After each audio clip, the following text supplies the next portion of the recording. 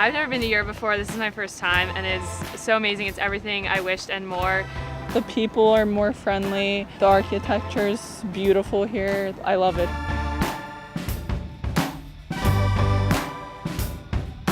The reason why we decided to take the trip to Germany was, well, it's history. And when you're teaching history, you want to live it and at the same time love it. But you're dealing with a difficult past. And the Germans have tried to figure out how to deal with that and trying to put it into perspective. The most interesting thing about Berlin is the difference between the way it's perceived and the way it's experienced. It's perceived as a divided city, east and west, but it's a tolerant, open, relaxed city. It's cool. Berlin, from the post-war perspective, is so unique because you can go and you can touch that Berlin Wall. That is what brings history to life. The street art workshop was a new experience because I don't really do art back home, and I think it really brought out my artistic side. We did a walking tour after the street art workshop, and it was really off the beaten path, and it was very cool to see all the different messages all the artists had.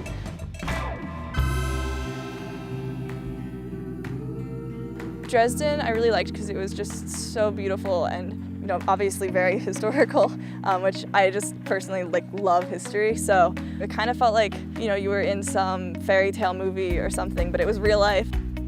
So in Prague, as you go deeper into the city, it just gets better and better. Like you'll turn a corner and your jaw will just drop. I think Munich really surprises the kids as a city because it feels more like a village. It has this traditional Bavarian style to it, and you'll see people walking around with Trachten, so the Dirndl and the Lederhosen. Many kids actually go out and buy them as well. Neuschwanstein is a must. It's the Fairytale Castle. I mean, as you were driving down towards the Alps, you start to get towards the foothills and you just notice this castle that looks like something out of a Disney movie. When you go and you visit Nuremberg today, what makes it so interesting is that you are taking a look at it from a medieval time. You're looking at it from a World War II perspective, but you're also looking at it to the point of how can you cope with the past? They have a documentary center that takes you through the rise of the Third Reich. It's surreal that you're standing in the same place where the propaganda was at its height.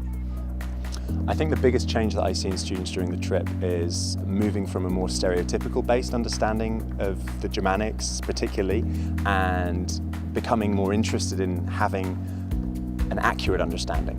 After this trip, I'm most likely going to come back to Prague, and especially Dresden. It's just so nice, and it's such a different culture change to where it just interests me to come back and go to different cities and live their culture.